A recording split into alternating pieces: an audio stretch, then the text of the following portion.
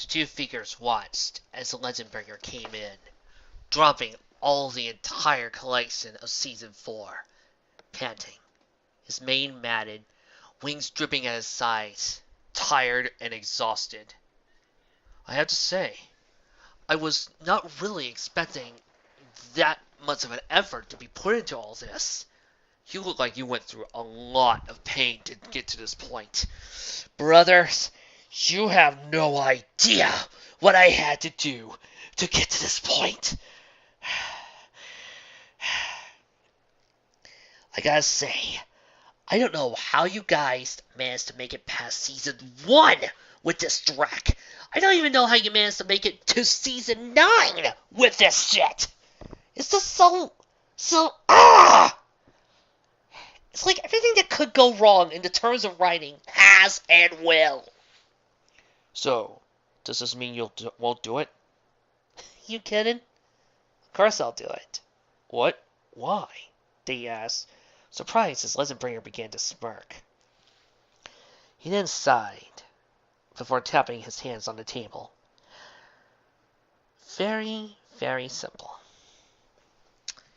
Because I believe that in the terms of writing, there is no true bad idea.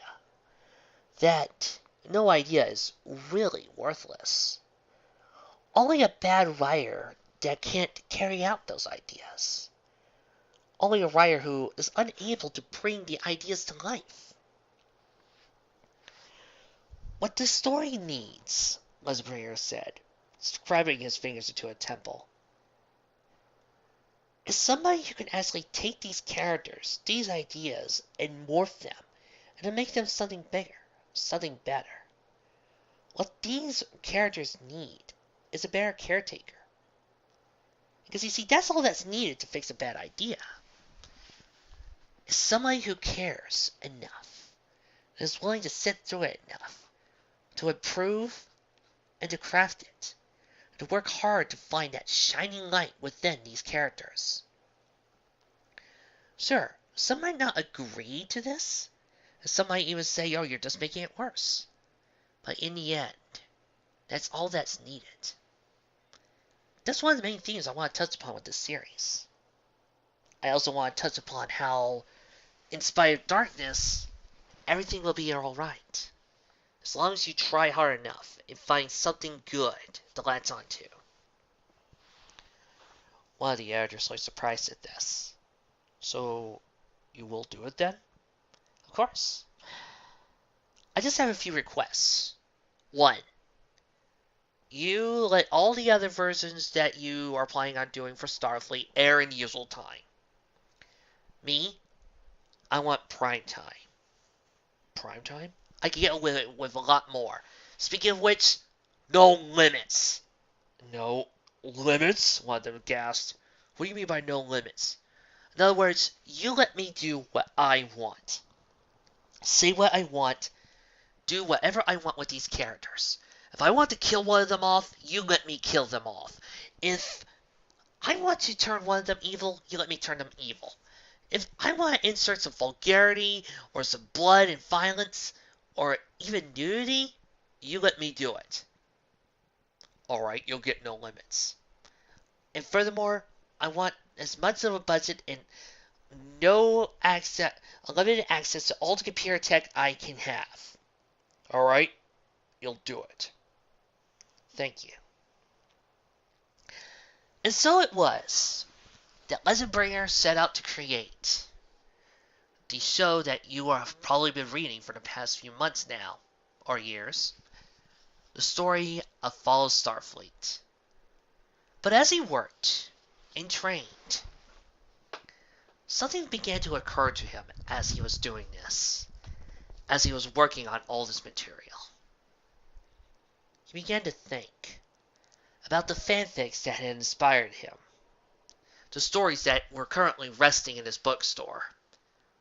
Stuff like The Immortal Game, Follow Equestria, It's a Dangerous Business, and Last of the Dragon Lords, and more, all resting in his library. Stories all told about the main six. But not the stories told by the main six, but other fanfics say he had picked up about other characters, other places, and other tales. And on the day of the filming of the last episode of Fall Starfleet, he began walking alone, feeling down.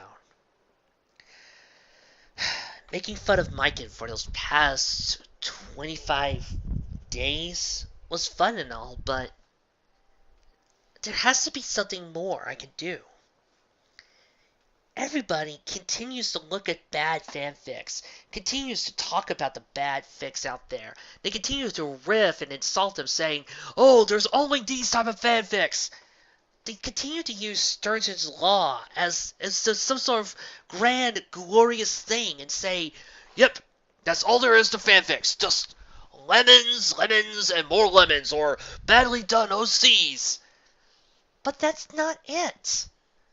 There are more to fanfics out there than people realize. There are some truly great stories out there. But when it comes to Tales of the Main Six, all that anybody will talk about are either the dark fics or stuff like Fallout Equestria or Past Sins. There's gotta be something more. Hey, Trixie knows you. Oh, hi Trixie. Fancy inviting you here. Trixie was just quitting her job with Artie. With Abra. She got lovely money, but she was just trying to find something else to do with her life. That's funny. Leslie Pringer looked down and sat on his bench. So was I. Wanting to join him, Trixie sat with him and sighed. What do you mean? Well, I'm the guy who's writing Fall Starfleet. Oh, Trixie loves that show. She thinks you do a really great job with her. Thanks, Trix. But I'm just thinking. Mikan's stories just reminded me that there are plenty of bad fanfics out there. Of course! So many lemons to make fun of. So many. I don't want to talk about those bad fanfics, Trixie. Linsenbringer interrupted. Trixie was confused. What? Just as much as there are thousands of bad comics, like Kara would riff, there are also thousands of good comics. And that's the same. Just as much as there are thousands of bad fanfics, there are plenty of good ones. Trixie doesn't understand, Trixie said. What I'm trying to tell you is that there's so many stories out there that I want to talk about. But nobody is willing to give them a chance. I see fanfic reviewers all the time just continuing on and on about bad story after bad story.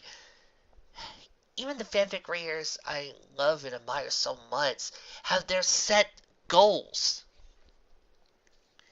And Trixie looks oddly. This bothers you? It does. I want to show the world there's more out there. Even if I only reach 200 people, I want to tell them. Come with Trixie. She wants to show you something. Trixie, is this a studio? Linsenbringer asked, being led into a giant, run-down studio. The machines were old. There was a broken-down headset, some recording device software, and something that linked up to the internet. Yes, Trixie inherited this from her uncle. She hadn't really thought what she was going to use it for now. But maybe we could enter a partnership. Linsenbringer looked at Trixie confused. Partnership? Yes. Trixie knows a few ponies, and she has the connections, Trixie said, walking around.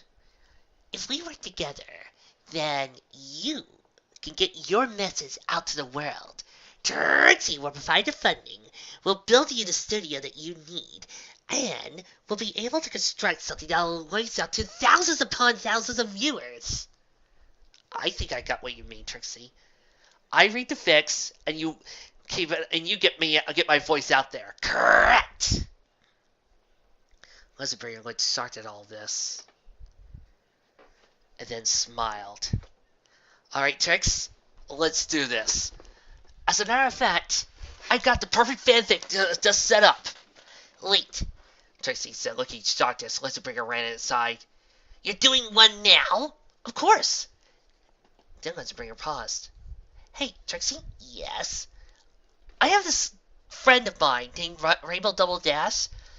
He's running a series called The Luniverse. It's all about you and the others. Others? Yeah, like Raindrops, Ditsy, Cheerilee, and Carrot Top and Lyra. If you could talk to him, maybe I could get you guys your own show. Maybe air it after doing a live read, or maybe air it weekly on Saturdays. The Luniverse. Trixie likes it. Yes, she likes it a lot. Be a main character of her own series. Yes, we could work together on that. Alright. Now, if you could just give Trixie plenty of... Let's bring her to put on an old headset. One that was connected by a frail wire. Trixie could tell that the audio wasn't going to be that good. Trixie doesn't believe this. You're actually doing it? Of course. Like I said, I want to do it now, and I got an idea of what story I want to pull. A Sweet Taste of Cake by The Descendant. Chapter 1. The Dance. Since the frosting seemed to be ready, Cupcake used the Confessor's sugar cube code to test it by gently placing a large white dollop across the nose of her husband. Memories faded back into my head as I looked up at the dark cloud of Season 4. I took a deep breath. I remember now.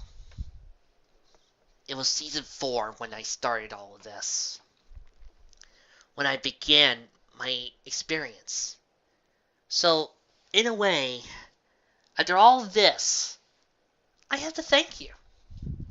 If it weren't for you and your reminding me that so many people wanted to talk about the bad, the horrible, and the vile, or the cliche, I would never have done this. I would never have sat down so long ago on that desk and read these stories. I smiled and took a deep breath. And I had to say thank you. Thank you for putting me through this and reminding me of why I like doing this. Yeah, there's gonna be people out there who are going to insult me. There are going to be people out there who say I slur, or I speak too fast, or I yell. And maybe that's true. Yeah, that's going to happen. I can only hope to continue to improve, though. I can only hope that I have fans and people like you and other people out there who continue to tell me how I messed up so I can continue to improve and get better. I can only hope to make people happy. Because you see, in the end, I'm never going to stop. Because I love doing this. I love telling people stories. I love highlighting stories that don't get much reading. And I love being here, bringing it all to you. So you see, it doesn't matter what you'll say or what you do. I'm going to be here doing what I love best. Which is why I always say that there was one down, thousands more to go. I'll see ya next time.